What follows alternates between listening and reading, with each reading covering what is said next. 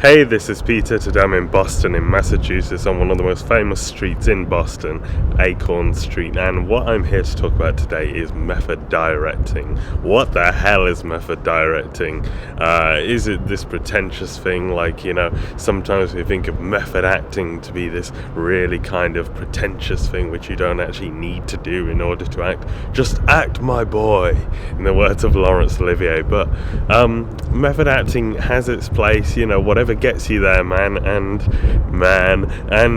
method directing also has its place for me. It's something which a lot of people don't really think is possible. So method directing, why would you need to do that? You don't need to get into character.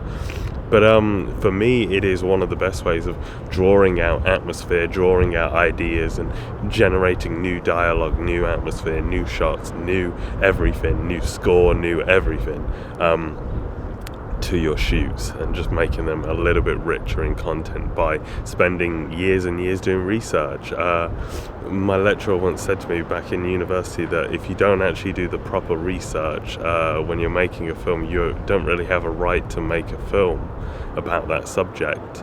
And that is kind of true. You see a lot of police films about police officers, or films about lawyers, or films about nurses, and you think to yourself, well, these people have clearly done the proper research. I mean, imagine if Aaron Sorkin making The West Wing didn't do his research, or The Newsroom. He sat in with them and watched them and studied them for months before he was able to first even put his pen to paper and come up with some kind of script. So why aren't you doing the research?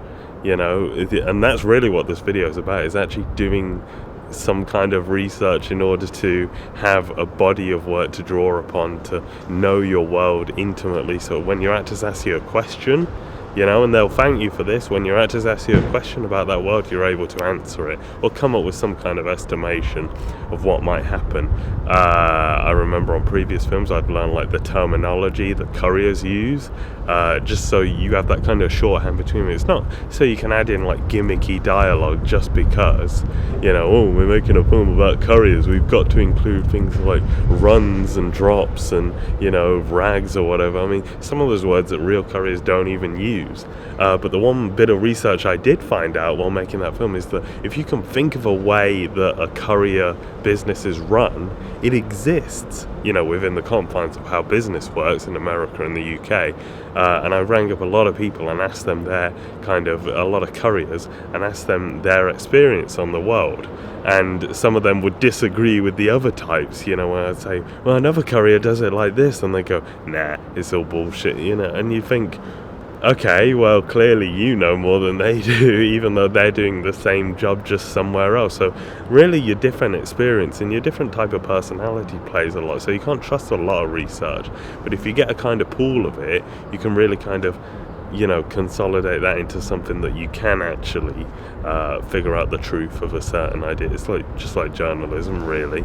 So what kind of method directing can you do? What is it that, you can do for your next project? It might not be that obvious. I remember, I know people who have dressed up as a lady in order to do a kind of cross-dressing film, which is, an interesting take on method directing, actually going out there and being that person. I don't know if I have the balls to do that, although doing this for me seems a little bit like method directing. This is basically within the confines, so it shows that you kind of don't have to change your life or maybe put yourself at a little bit of risk sometimes. If you're making a film about drug dealers, you don't have to go out and become a drug dealer in order to do it, but you might want to go out and hang in the same kind of spots, and that is a bit risky yourself, but it might help you climatize to the world and kind of get in that headspace that you need to be, get on the same kind of beats per minute as them, the same frequency, same wavelength as these people. Whoever you're making a film about, whatever community, you want to get deep in there, because you're going to be making a film about that. They're going to be watching it, and it doesn't matter so much whether it's completely believable. I mean, as Samuel L. Jackson says, there's a lot of Italian Americans who don't actually agree with the way that Scorsese portrays Italian Americans, despite the fact that he is one. So you can't win really a lot of the time, but you can actually get some kind of truth and authenticity about your particular situation, your particular viewpoint on that subject. It will always be biased because it's always going to be from you. It's always going to be from your head, or a writer's head, or an actor's head. When you give it to the actor, they're going to take it on board. They're going to see it their way. The only thing you can do is try and get on the same page at least. You can't force them onto your page. You can't speak the words for them when they do the dialogue, or you can't say, oh, add in a bit of terminology here. You can, a little bit, maybe, but you shouldn't be kind of, forcing into every single bit of dialogue. It has to be, authentic. It'll come. If it has to come, it'll come. As long as you create the environment for your actors to work at and get to new levels with them. You're always trying to get to new levels with actors, when you work with rehearsal and rehearsed improvisation, and just keep working with them, keep going off the script, back to the rehearsal, back to the script, back to the rehearsal. This is a great way of working on dialogue, and just keep improvising, add it to the script, improvising, add it to the script, do scenarios, do a walking hot seat, whatever works, whatever gets you there.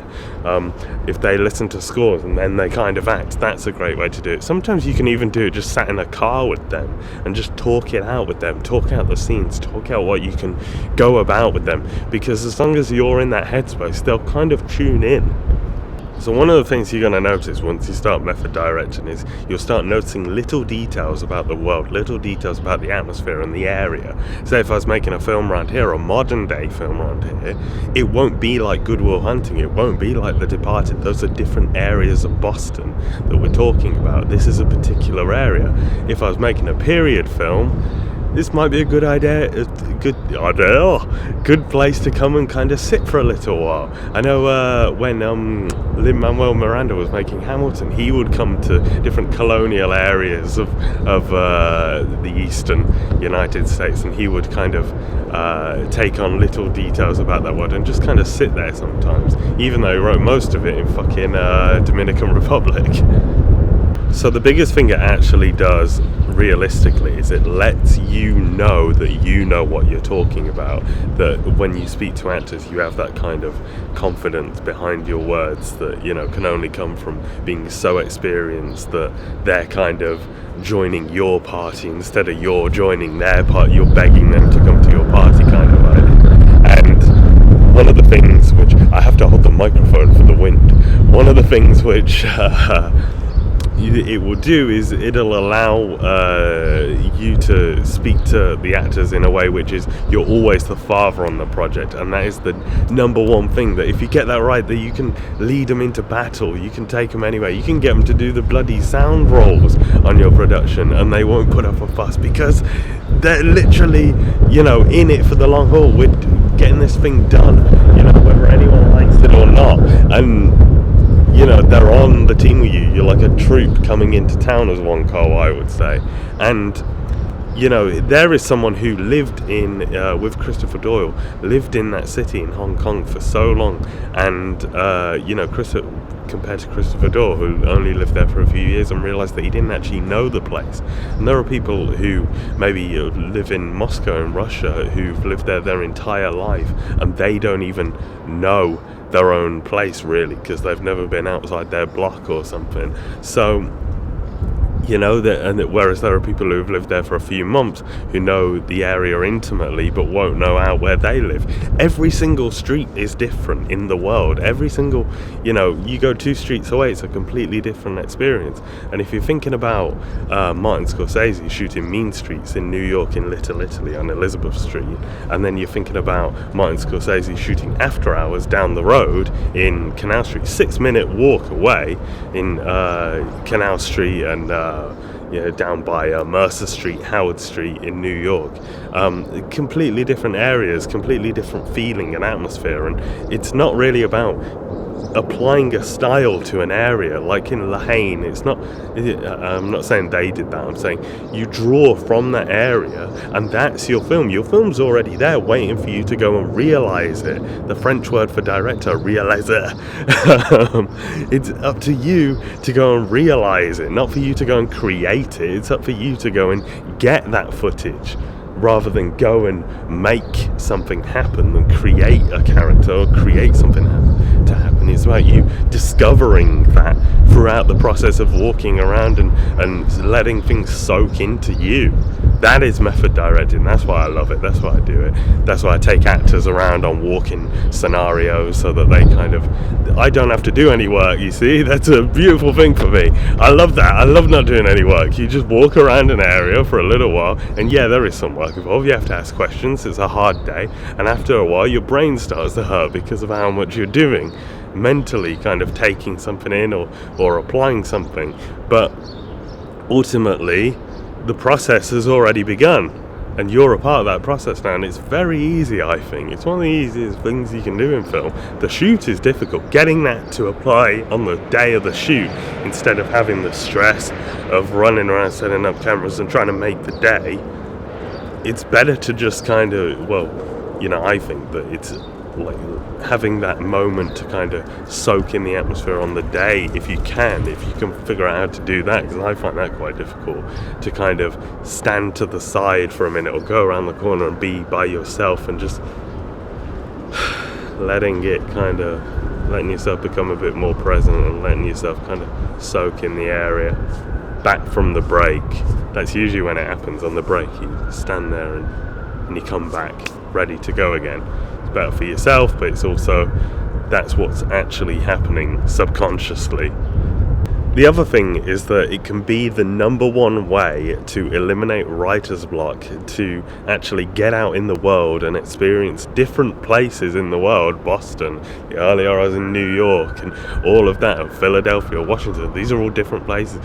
Obviously, you go to Vienna, you go to Prague, you go all over the world, and you might not necessarily make a film there, but you can, even in your own town, if you take a train to a different city, you can, a lot of the times we come up with ideas on trains because we're allowed to kind of just let we've got nothing better to do usually, and then you kind of look out the window and it's a kind of form of meditation. You just let it sink in and fall into trance a little bit, and then the world starts to kind of soak in outside.